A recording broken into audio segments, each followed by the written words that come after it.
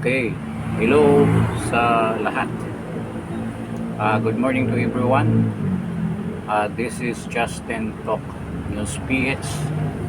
At bago tayo magsimula, I would like to request paki-like naman, paki-share. Then if you are new to this channel, paki-subscribe kahit pa isa-isa lang. Okay.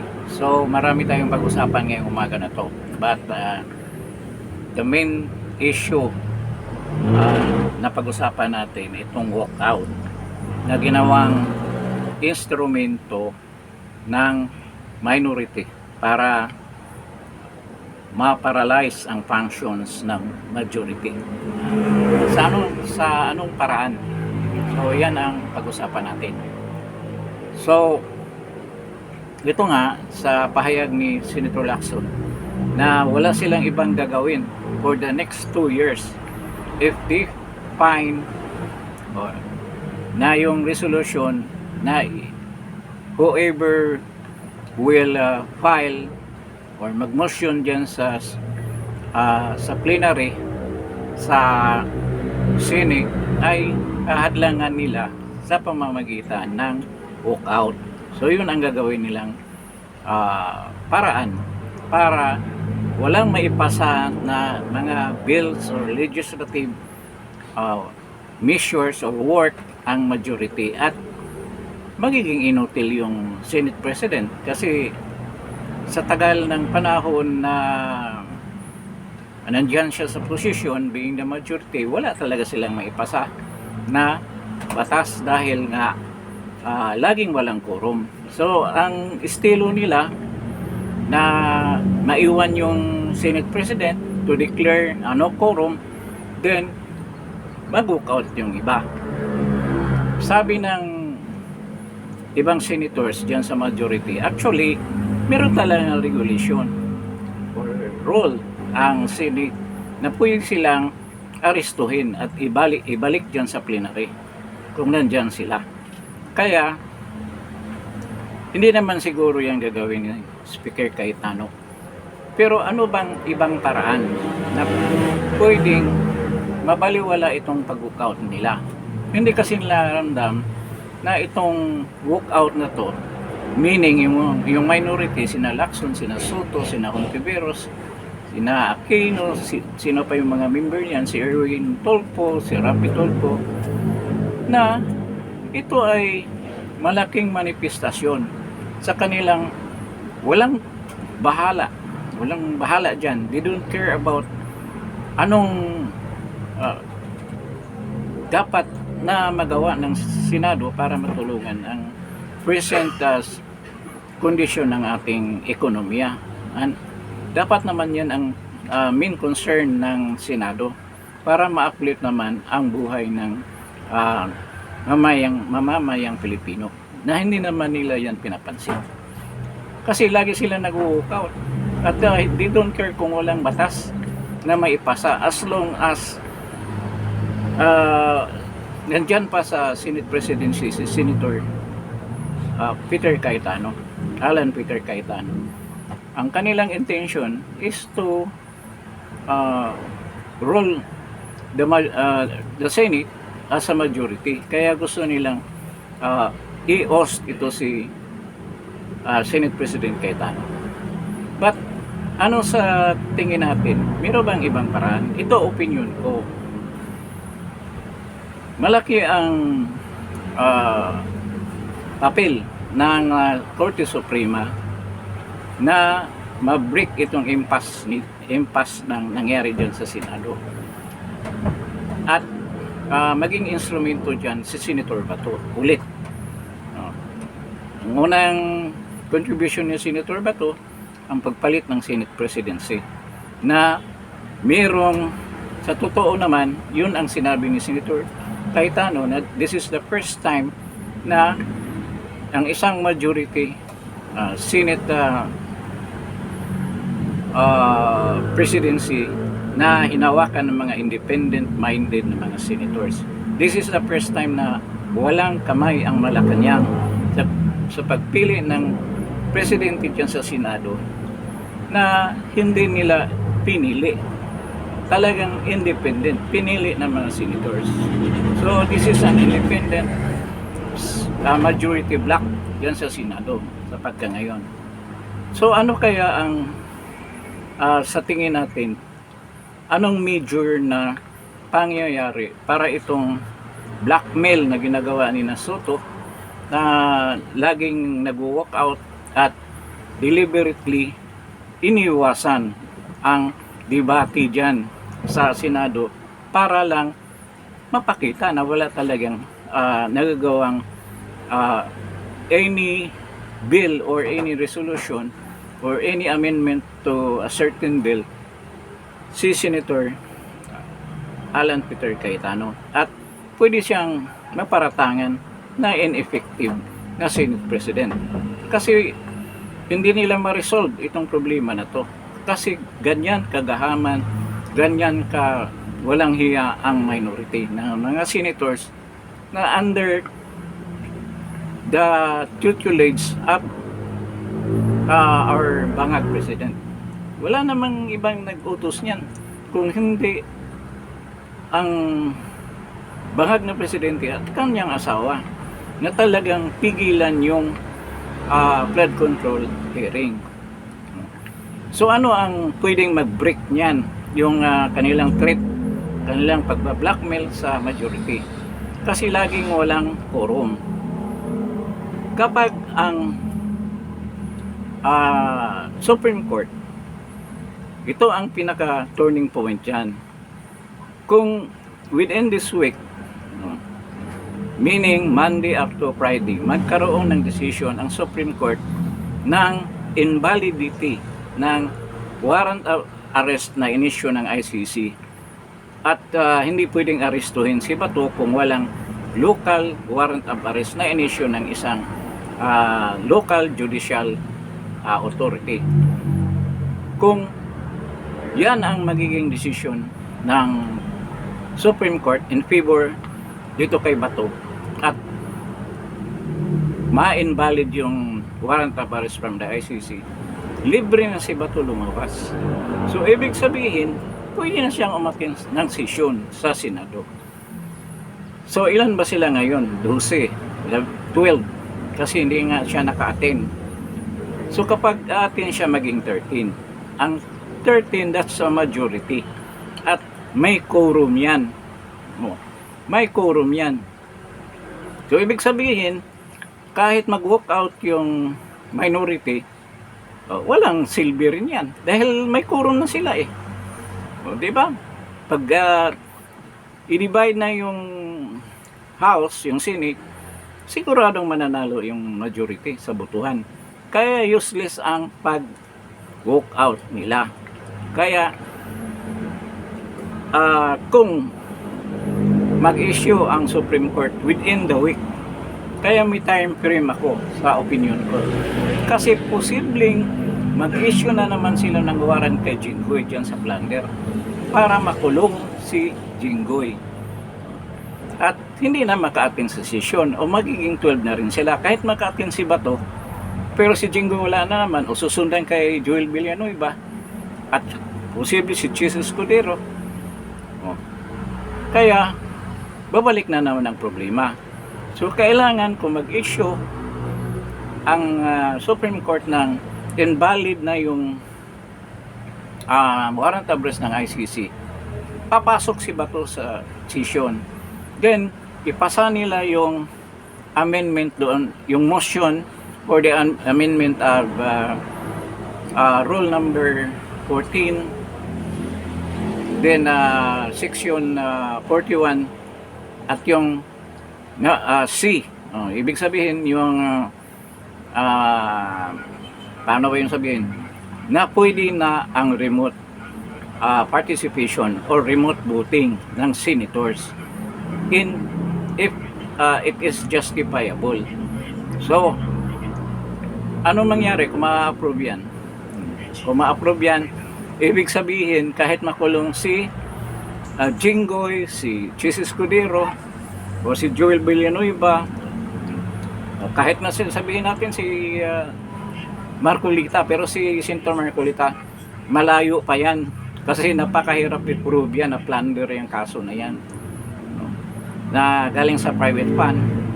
At ang sinabi nila, dahil nga may intention daw na si Marcolita magbigay ng favor doon kina Mike Arroyo, mahirap i-prove yan. Kung anong favor ang sinasabi, wala namang pinapromise ni Senator Marcolita kay Mike Ipinsor. Wala namang witness eh. Di wala, hindi talaga obra yan.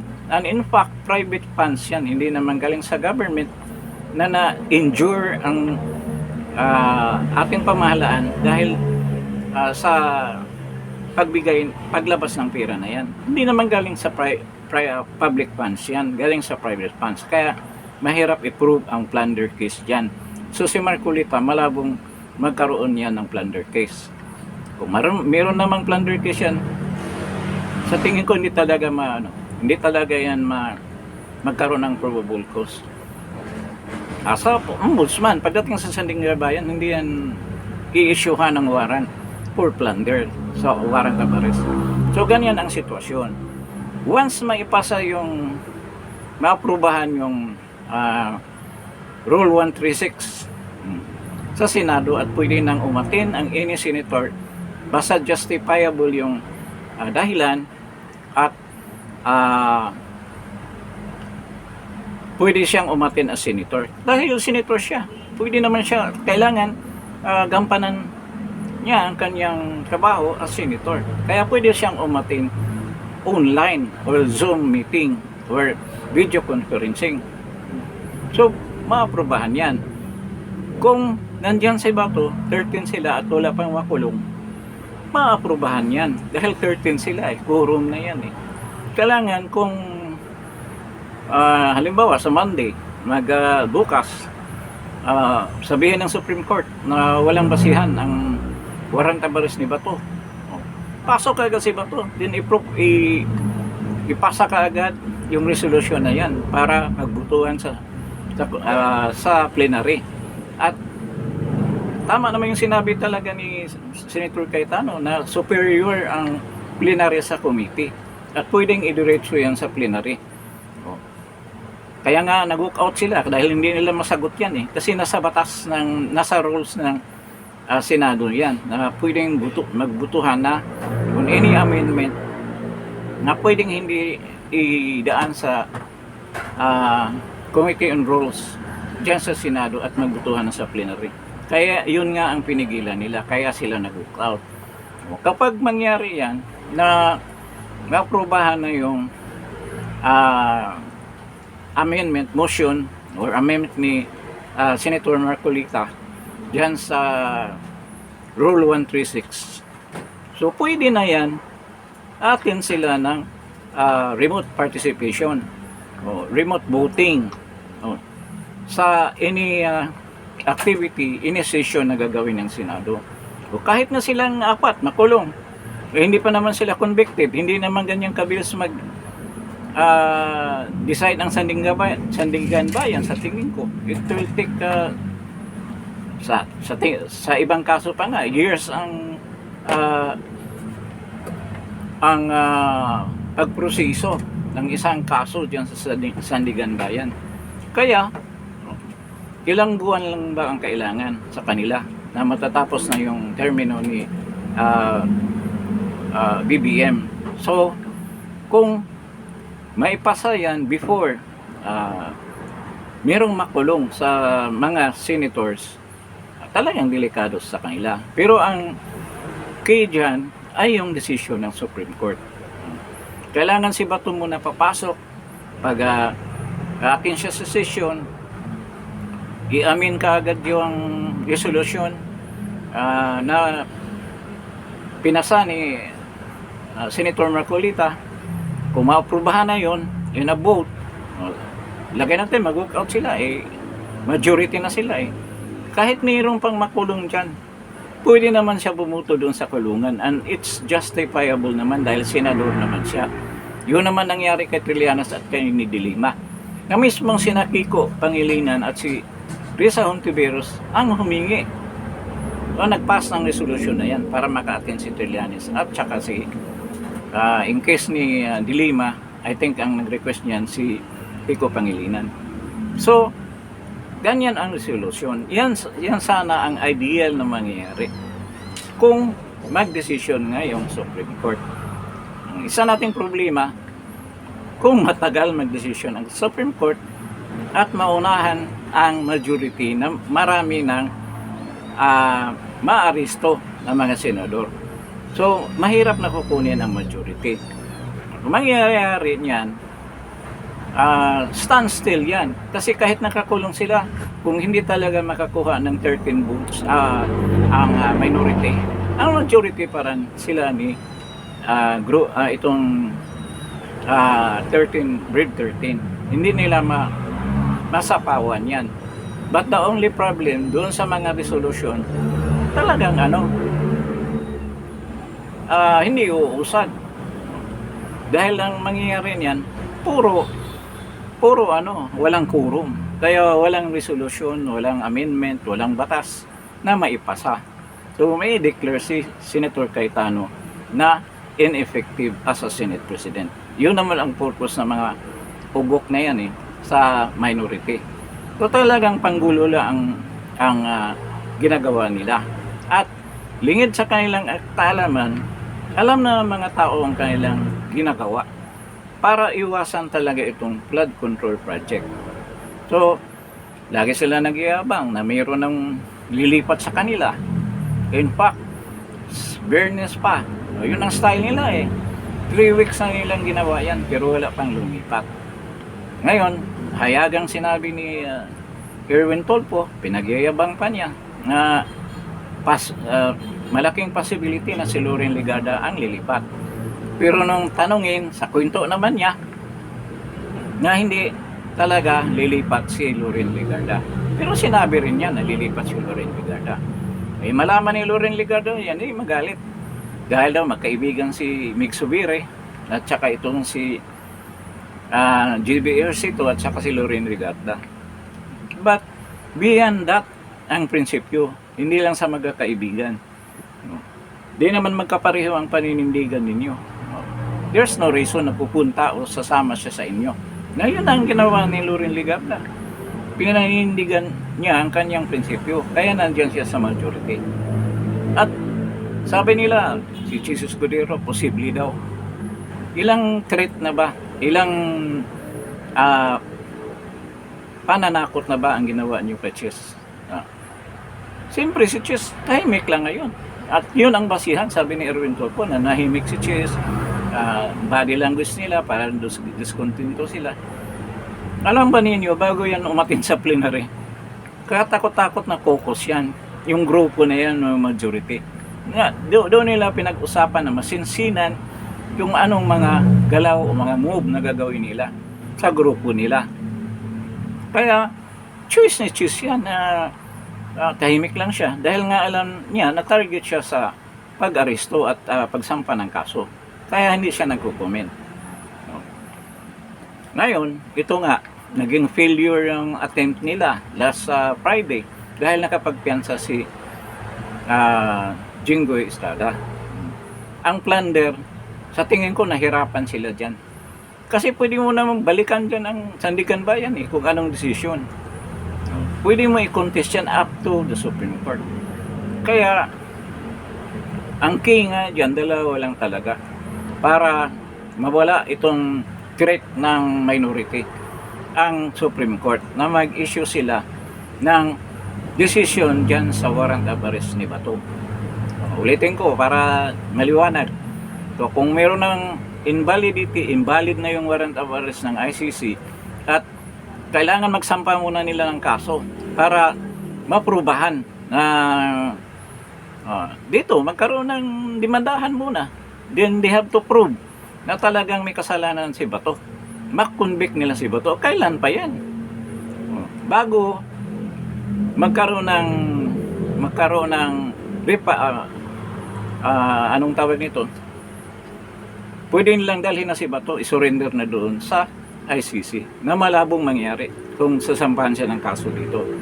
Kasi kailangan nila muna ng patunay, mga ebidensya tungkol dyan sa ejiki na pinaratang nila nangyari talaga yung crimes against humanity. Meron bang ganyan na ginawa si Bato sa tingin natin nung paggawa niya ng tukhang? Yung ano niya, upland tukhang niya. Bakit ano bang ibig sabihin ng tukhang? Tukhang nyo, ibig sabihin katukin ang bahay mo kung suspected drug pusher ka, drug lord ka, at kausapin ka na sumuko ka na lang. O drug user ka, yun na nangyari. Bago umupo si President Duterte, milyon ang sumuko. Dahil alam nila na ikukulong sila. Meron bang nangyaring patayan? Yung patayan doon sa mga sindikato, yung mga drug pusher, mga drug lords, na gusto nilang i-eliminate ang kanilang mga tauhan na yun ang nagpalaganap ng pulburon sa komunidad. At para hindi sila maituga or maibulgar na sila ang source ng mga droga na yan, sila nang naglilinis ng kanilang hanay, yung kanilang mga runner, tinitigok na nila para hindi makapagsalita. Kasi alam nila na hindi sila tigilan ni Bato. So kasalanan ni Bato yun. Hindi kayo natutuwa na wala ng mga drug addict na nangbibiktima ng mga bata, nangre-rape ng mga bata, nagnanakaw, nag-hold up, at gumawa ng iba't ibang krimen. Kaya hindi safe ang kalsada natin. At yun ang nangyayari ngayon. All over again, bumalik ang droga sa ating lansangan. At hindi na rin safe ang ating lansangan ngayon. Dito sa Metropolis at sa ibang mga lugar. Even in the provinces, maraming mga cases ng mga bata, mga 3 years old, nire-rape ng mga adik. Bumabalik. At narinig ba ninyo na bumibisita si BBM doon sa mga biktima na yan? Kung naalala mo ninyo yung nangyari sa bata dyan sa, I think dito sa may Bulacan, na binisita talaga ni President Duterte. So ganyan ang kanyang simpatiya dyan sa mga biktima ng droga.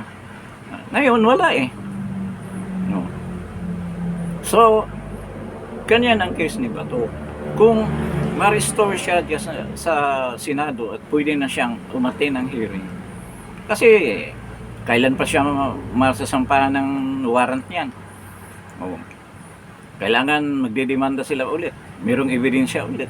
Kailangan i-prove nila yung guilt ni Bato.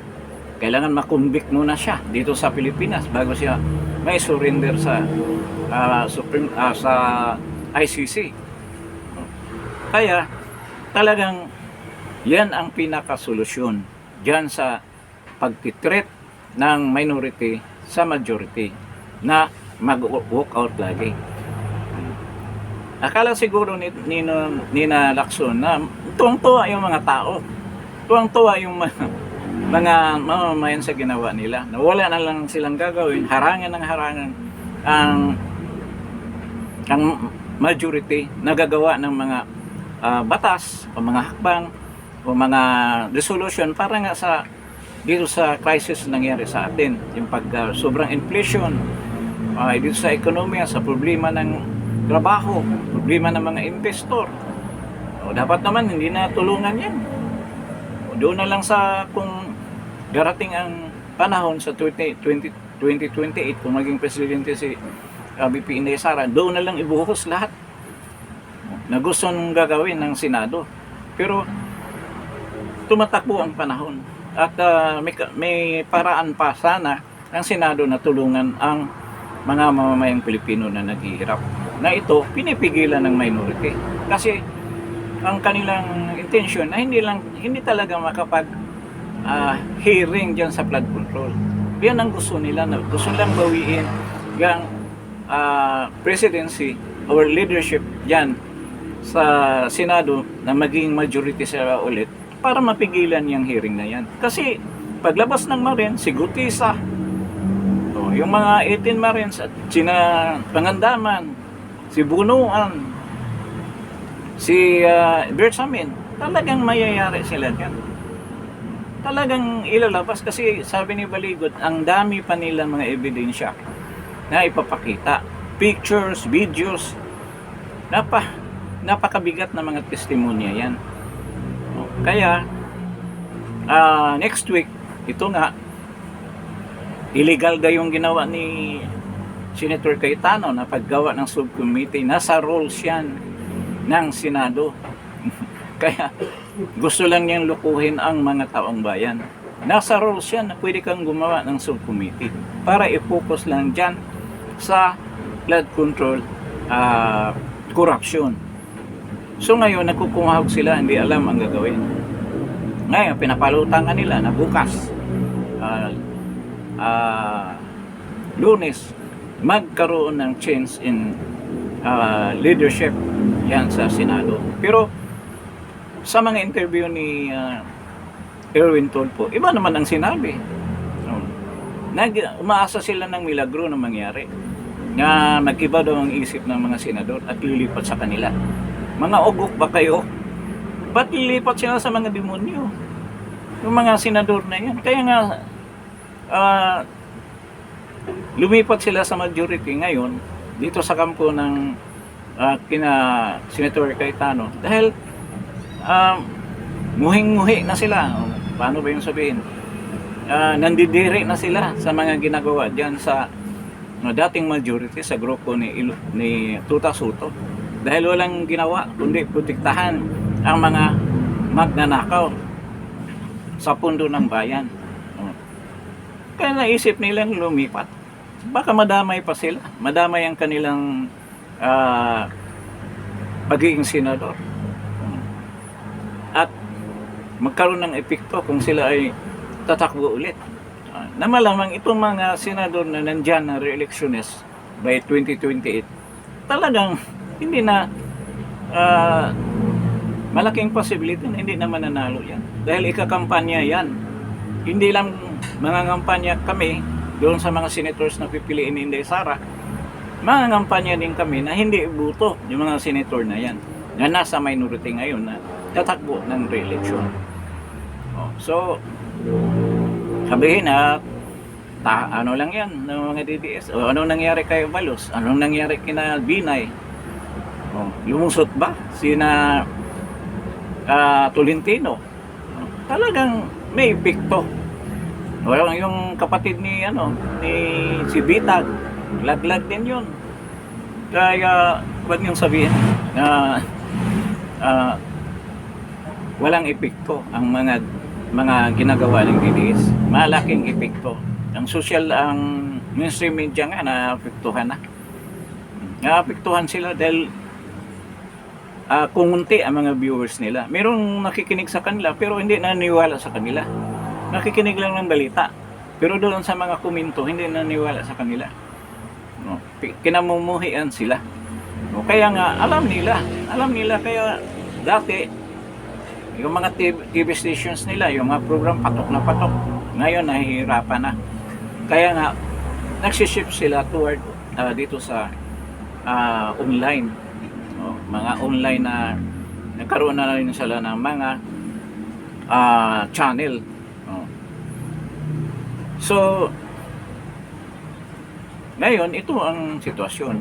At nakikita natin na malabo talaga na si BBM makatayo pa itong administrasyon na ito. With the 2 years na lang or 1 year and 6 months kasi starting December, filing of December 2027, filing of candidacy na yan for the national position.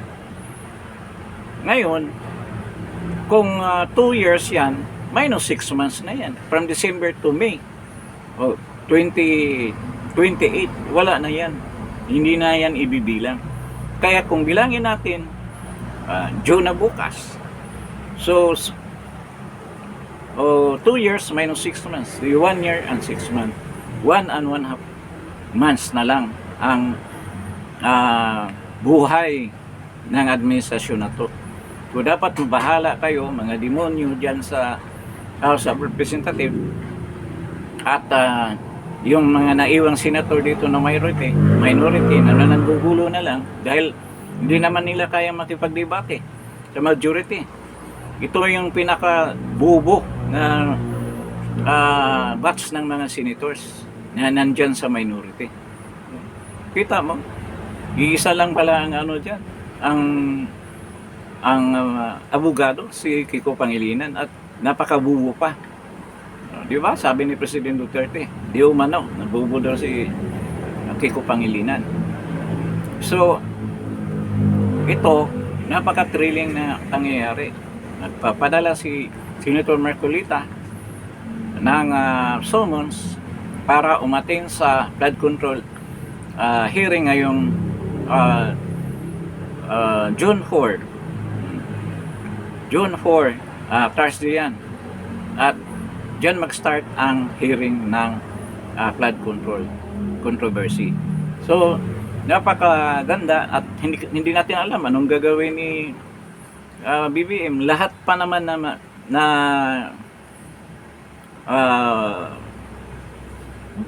gagawin yan ay talagang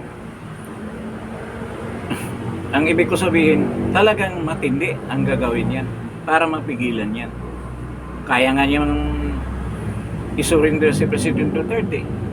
Kaya dapat itong mga senators natin, lalo na si Senator Marcolita, Senator Jingo, mag-ingat talaga sila. I mean, their security. Kasi halos wala na silang remedyo na makikita, na magagawa. Kung sabihin nila na magkaroon ng chance ng leadership dyan sa Senate, malabong mangyari yan. Hindi yan si Chis at this time lilipat yan. Na alam naman niya, ramdam niya at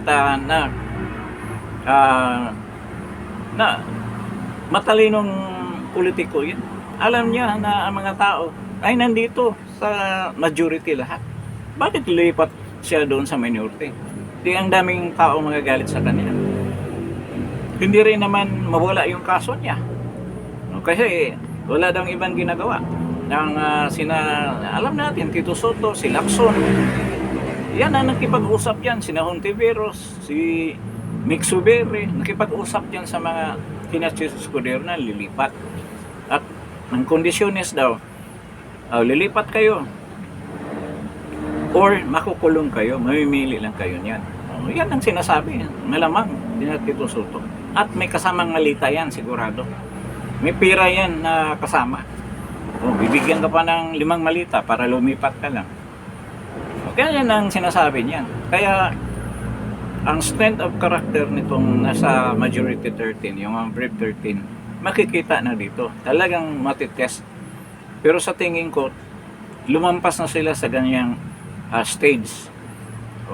Nakapag-desisyon na sila eh. Kaya, tulad ng sinabi ni Jingoy, talagang paninindigan niya ang kanyang prinsipyo. Pero susunod siya sa batas kung ano mangyari. Kaya nga, ito yung paraan. Hindi naman natin tinuturuan si Senator Cayetano at sa tingin ko, iniisip na nila ito. Once na, ulitin ko, kung mag-decision ang Supreme Court na invalid yung warrant of arrest, so ibig sabihin si Bato, hindi na ma-aresto. Iwan ko lang kung lalabagin nila ang Supreme Court. Hindi kaya lalaban si Bato na mag-aresto kayo na walang matinong warrant at walang local warrant at nakapag-desisyon na yung Supreme Court. Meron na silang hawak na desisyon. Kung gagawin nyo yun, nagbabayulit kayo ng batas dahil may desisyon na yung Supreme Court. Hindi natin alam kung gagawin ni Bangag yan. Kung still kahit ganyan pa ang desisyon ng Supreme Court, susundin ba nila yan? Yun ang problema dyan. So, pero kung hawak na nila yung desisyon ng Supreme Court, sa tingin ko mahirapan na sila mag-aresto kay Bato. Kaya pwede na siya umatin sa session na dyan sa Senado at magkaroon na sila ng majority. I-pass kagad nila yung amendment dyan sa remote voting o remote participation ng senador. Di kung na yan, mapass na yan, o kahit makulong pa sila Joey Villanueva pa, pwede naman sila umatin ng sesyon. Pwede sila bumoto. O hindi pa rin mawala yung majority. Ngayon maraming tanong. bakit hindi lumipat si Lito Lapid diyan sa majority? Sa totoo lang, talagang gusto ni Lito Lapid lumipat. Pero alam ba ninyo, ang daming kaso yan ni Lito Lapid. Isa yan sa pananakot ng kasama nila sa grupo. Kaya tahimik lang siya. Lagi naman talaga siyang tahimik. Pero alam niya, ayaw niya i-risk ang sarili niya dahil may mga kaso yan. Kasama pa nga itong anak niya. May mga graft charges yan. I think nasa Sandigabayan ng ibang kaso, if I'm not wrong. Kaya yun talaga nagpipigil sa kanyang lilipat. Wala nang pag-asa, si Meg Subiri, hindi na rin lilipat yan. At saka si JB Ejercito, wala nang lilipat yan. Kaya yung 11 na yan, buo na yan. Imposible naman lilipat si Erwin Tulfo at saka si Rapi.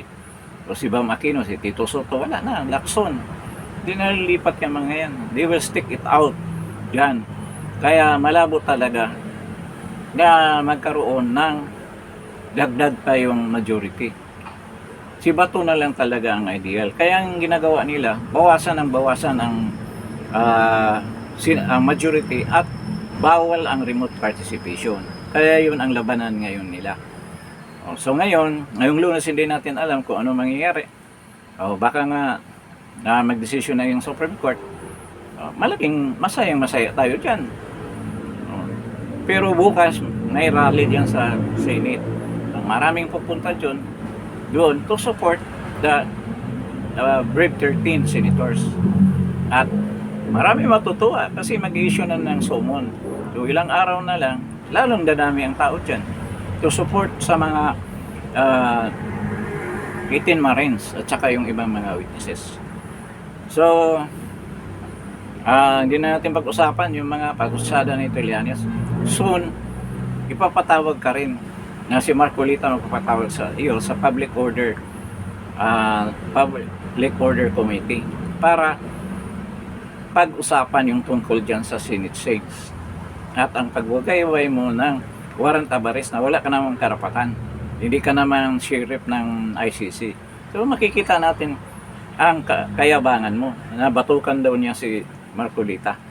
Tingnan natin kung anong mangyari sa'yo kung mapatawag ka na. So, yan ang mga latest nating balita, ang opinion natin tungkol dito sa walkout issue at paano yan mabuwag o matigil. So, hanggang dito na lang tayo sa episode na ito. Maraming salamat sa pagdalo ninyo dito sa Justin Top News PH. At bago kayo bumalik sa channel na to, paki-press naman ng like, then share. Then if you're new to this channel, paki-subscribe. And then try to follow Justin Top News PH by pressing the notification bell para kung meron tayong bagong episode dito sa Justin Top News PH, ma-inform kayo kaagad. So maraming salamat sa inyo at magandang umaga sa inyong lahat. Thank you po.